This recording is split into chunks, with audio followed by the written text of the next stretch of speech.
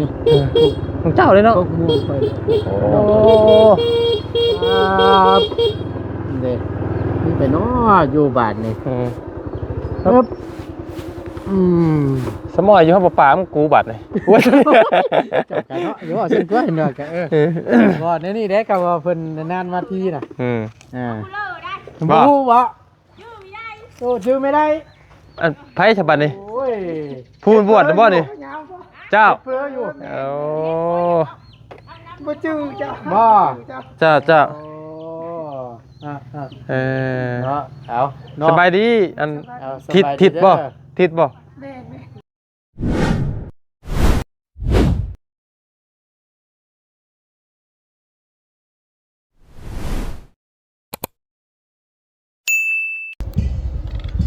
โอ้ยเพิ่นเฮ่ชื่อเพิ่นบ่ได้ติด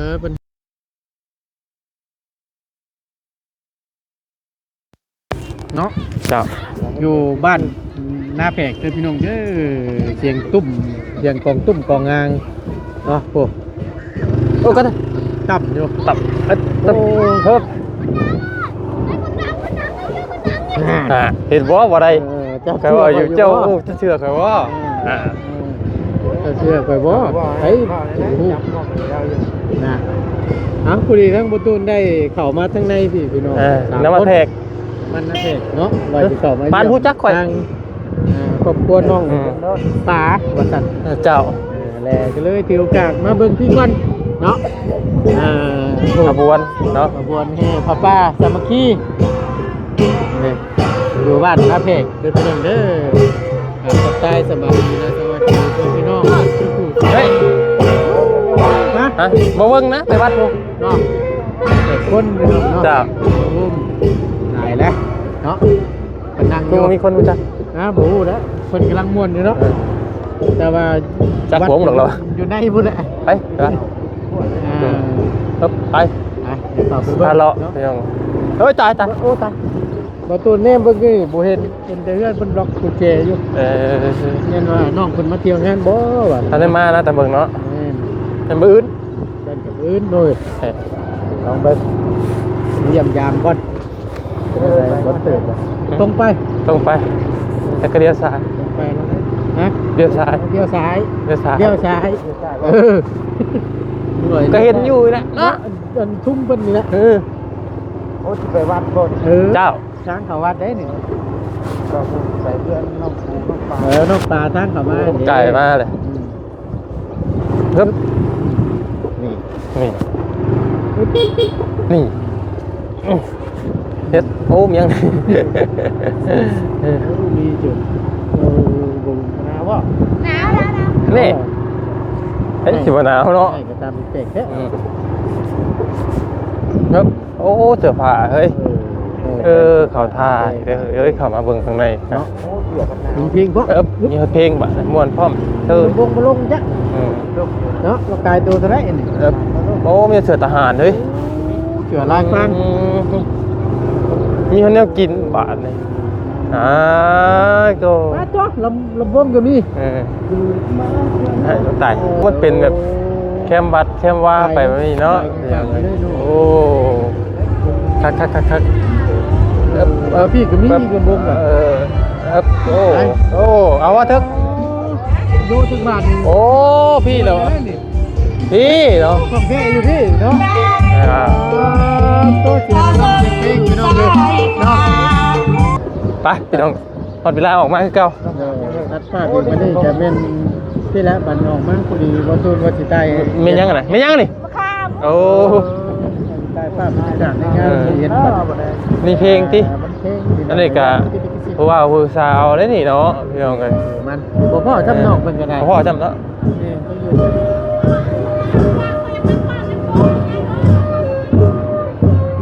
ม้วนได้เนาะโอ้คักได้นะ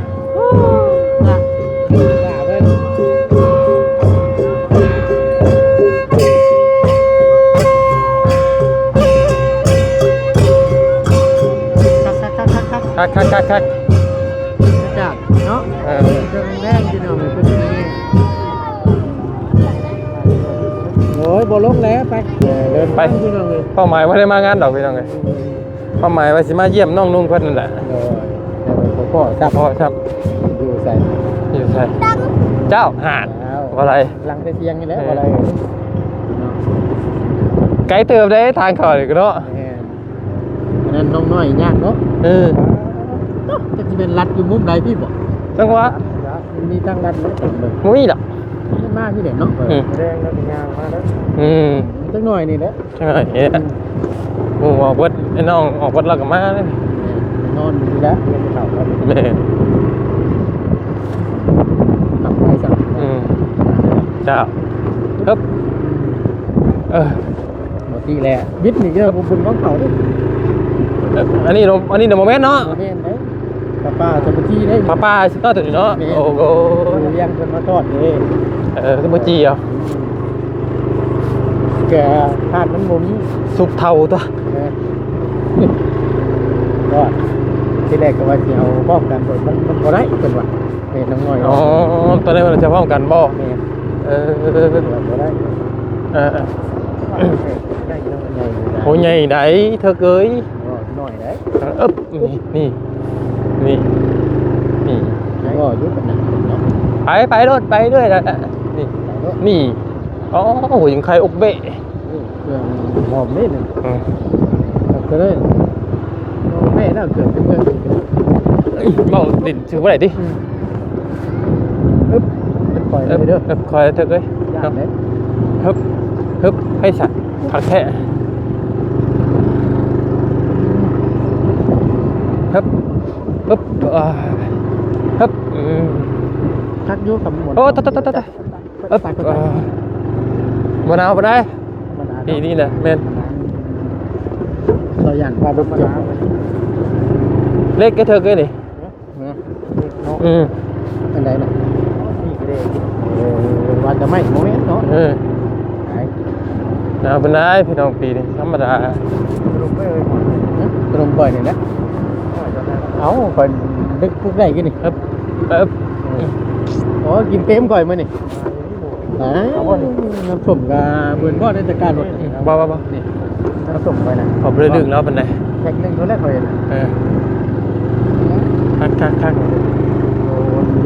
เจ้าหู้อยู่ไม่เด้ไม่น่าที่กองจับวางใส่กันเนาะแต่งรถดิจับเพื่อที่ล้มยากขอล้มนี่ตั้งเจ้าเย็ดตายคักล้มตายคักดิบ่ไปทางนี่ครับคอยเด้อคอยเด้อบ่เลยเถ่าเอ้ยเนาะตายคักไปตายรถไปแห้งแลนไว้เมื่อยน้ำดีเห็นเบิ่งเลยแสดงกำลังน้ำใจดีเห็นไหมนี่ก็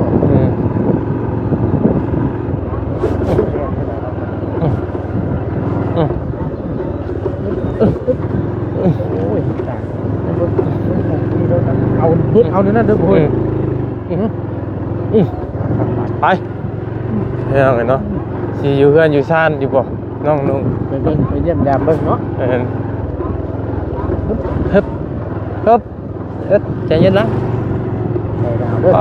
โถเอาไปเลยขับมาถึงแล้วคือว่าไก่เนาะก็มีแต่ดินทรายทางไปเนี่ยเป็นเอาดินมาตุ่มเป็นพุทธนี่ตามทางหลอดแซมตกมาหน้าคนนี่กันเก้าฮึบปล่อยเสื้อสีมือจ้ะ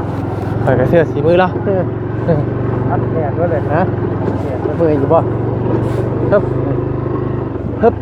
ยันอยู่ตะหน้าเล็ดค่อยวะเยี่ยมยามเบิ่งก่อนเด็กเพื่อนน้องปลาเพื่อนพี่น้องสีเอาไว้เลยสีลุยไว้เลยใช่โอเคก็จะแม่รถเยี่ยมยามนี่แหละเป็นอะไรโอ้เรื่อยๆอยู่จะคิดเป็นไปอยู่ตามเก่านี่แหละได้มาเลยเขานี่ส่งเชียวเท่หมดแล้วหน่อยก็คงไฟต่อตัวนี้บ่นี่ของเจ้าเลยเนาะมูไปโอ้เด็ก เนาะอยู่บ้านนี่ครับสมอยอยู่ห้องป่ามันกูบัดเลยจับกันเนาะอยู่ว่าเส้นกล้วยเนาะกันบ่นี่เด้ก็ว่าเพิ่นนานมาทีน่ะบ่ฮู้บ่ชื่อไม่ได้อันไผฉบับนี่โอ้ยพูนบวชบ่นี่เจ้าเพื่ออยู่โอ้บ่ชื่อเจ้าบ่เจ้าเนาะเอาสบายดีอันทิศบ่ทิศเนาะทิศหยังเอ้าระบวชทิศเศษมาเล่นบุญบ่นี่บ่มาสิมาดินน้ำน้องเพิ่นอยู่ใช่น้องเพิ่นน่ะมันบ่ได้มาบ่เพิ่นบ่ได้มายังบ่ได้มาอยู่คือสิเป็นมื้อเพิ่นติบ่ได้มาเพิ่นไปอยู่พุ่นนาคำใต้เอ้าบุญมีหยังก็บ่ได้มาบ่มาเว้นนี่มื้อละมาเว้นพอมาตอนเว้นมื้อแล้วมาเว้นนี่มามื้อละอ๋อไปนั่นเลทพุ่นเหรอเดี๋ยวสิไปเยี่ยมเพิ่นอยู่มาหานั่นเลทพี่ดอกบ่ชื่อบ่ขี้ไล่ขึ้นบ่อยู่ดีมีแฮงอยู่สบายดีเนาะลักลี่เลยเป็นได้อยู่ดีมีแฮงอยู่บ่อยู่ดีมีแฮงอยู่มาหาลงป่าบ่แม่นมาสิมาอย่ามาเพิ่นมาดินบุญแล้วมาสิแวะเข้ามาเบิ่งเด้อเห็นน่ะมื้อเช้าได้มื้อมื้ออื่นฉันสิมาไหมเบิ่งเนาะแม่นบ่มาต้องมื้อนี้มื้อสุดท้ายเอ้ามื้อมีบ่มื้อสุดท้ายเอากลางคืนบ่ได้มาบ่จ้ะบ่ได้มาถ้ามาจะมื้อเช้านี้แล้วก็มื้อมาซื้อแล้วกินแล้วก็มื้อ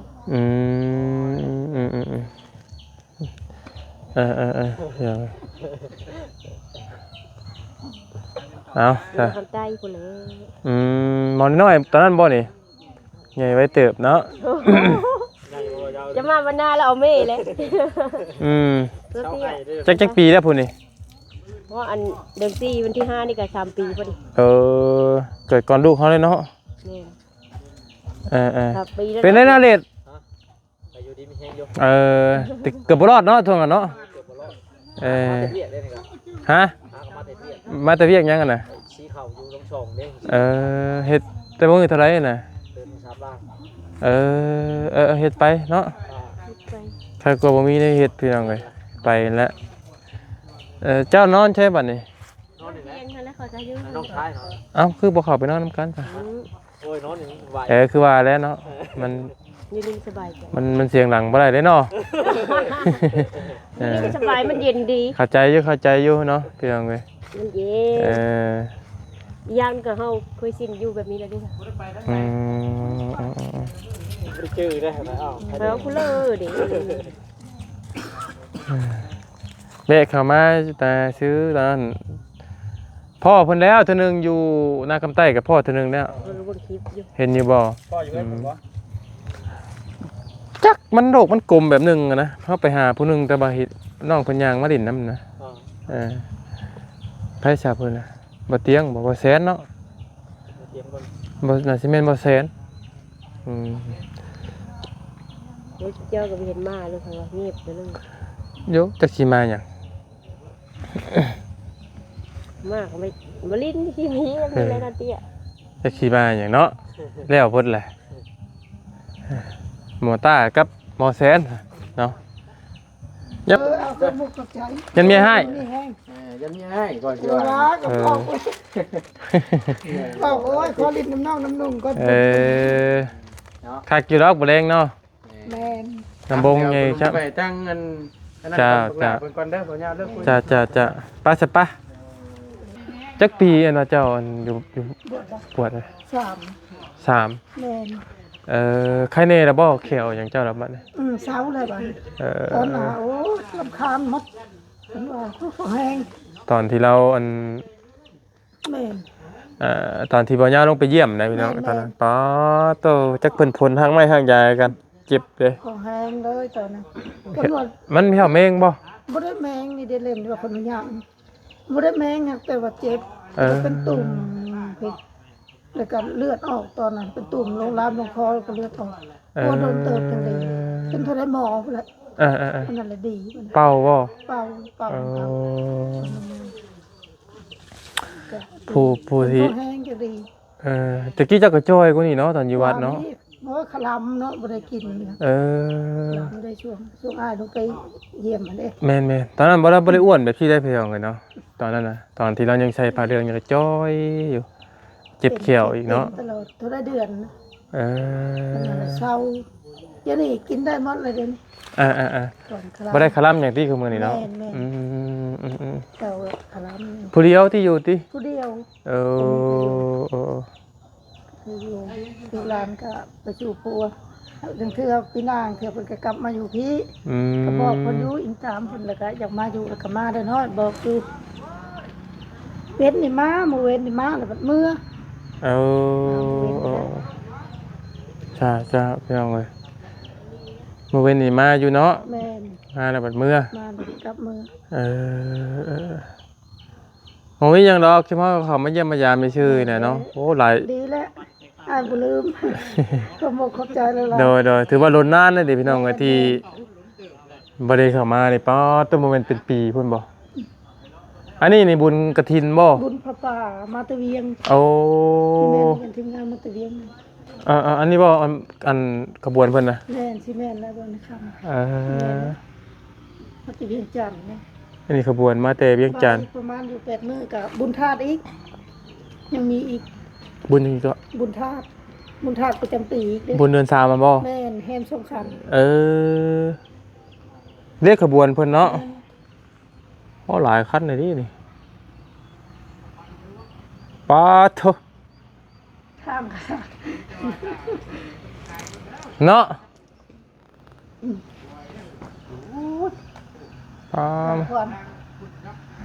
สมมติรถขบวนนี้แบบเดียวกันเบิดเลยเฮ้ยหันไอก่อนเลยขนาดท่านได้ออกไปนี่ไอเลยไอจองจากมือข่อยเป็นไอนี่แรกข่อยนะอยู่บ้านน้ำแพงยังอยู่บ้านอะไรคือกันเงินน้องปลาคือกันเนาะบริษัทเดียวเลยแม่มันเป็นรถขบวนเลยรถขบวนนำห้อนเนาะเบิ่งนี่บ่ธรรมดาบ่ได้ฮ้อนบ่ฮ้อนก็บ่ได้ฮ้อนได้เย็นเฮือนนั่งนี่เย็นฮ้อนแต่แท้จะเข้าไปได้นึงบ่ได้เปิดพัดลมก็เย็นบ่เบิ่งอย่าคือฮ้อนเนาะบ่ได้ฮ้อนปกติเนาะบ่ได้มีหยังเสียหายบ่ในเฮือนในชั้นก็ปกติธรรมดาฟ้าจักว่าจะคันนี่เนาะพี่น้องเอ้ยหลายคันเติบได้นี่เนาะพี่น้องเอ้ย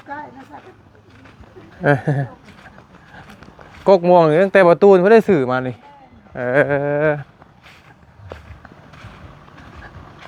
มาลายดิเนาะรถขบวนเพิ่นมานี่พี่น้องเลยเนาะเป็นกกม่วงทั้งประตูนพี่น้องเป็นคนซื้อมาตอนนั้นเนาะอันนี้ก็สิเป็นเฮือนซ่านน้องปลาในตำนานพี่น้องเลยเนาะมีแต่นั้นแหละพี่น้องเลยทั้งมายาเองแต่สิได้ขอจบคลิปปิดคลิปลงก่อนพี่น้องเลยขอบคุณพ่อแม่พี่น้อง FC ทุกคนทั้งแหละพี่น้องเลยเนาะว่าเฮือนซ่านหลังนี้ก็เติบโตขึ้นมาได้ก็ย้อนพ่อแม่ FC ผู้ใหญ่ใจดีเบิดทุกคนนั่นแหละพี่น้องเลยเนาะถ้ามีผู้ใหญ่ใจดี FC ก็คือสิบ่เป็นเฮือนซ่านหลังนี้หรอกพี่น้องเลยเนาะ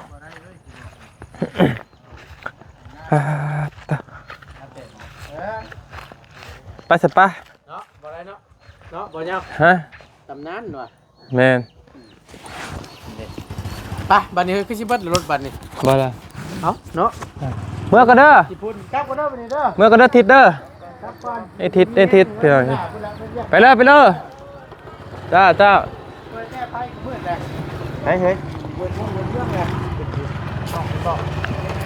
เจ้า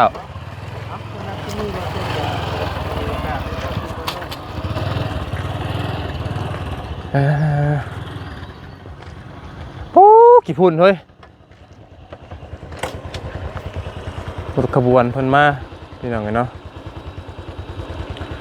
เอาอยู่ดีมีแฮงเบิดกุศลทุกคนพี่น้องเอ้ยผิดพลาดประการใดทางมายาเองก็ต้องกราบขอโทษและขออภัยหลายๆเด้อพี่น้องเด้ออยู่ดีมีแฮงอันใดเว้าบ่ม่วนหูพี่น้องก็ขอโทษขออภัยหลายๆพี่น้องเอ้ยขอมุกขอบใจเบิดกุศลทุกคนเนาะพี่น้องเอ้ยเจ้า